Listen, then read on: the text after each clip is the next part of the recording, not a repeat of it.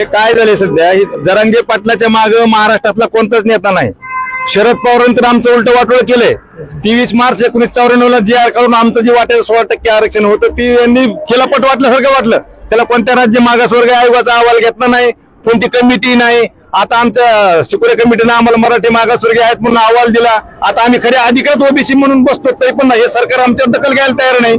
हे जाणीवपूर्वक करतोय आणि काय व्हायलंय जरांगेच्या मागे लोक याच्यामुळे की एमबीबीएस कोट्याला एससी एसटी ओबीसीला 17,000 काहीतरी फीस आहे आणि ओपनच्याला 1,80,85,000 रुपये आहे।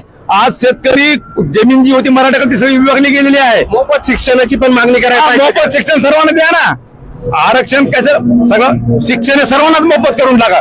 2 लाख कुठं 17,000 कुठं आणि 2 एकर जमिनीवर त्यांनी प्रपंच भागवायचा कसं, मुलगा शिकवायचा कसं। साधे कर्मचारी तृतीय श्रेणी मुलाला शिकवू शकत नाही।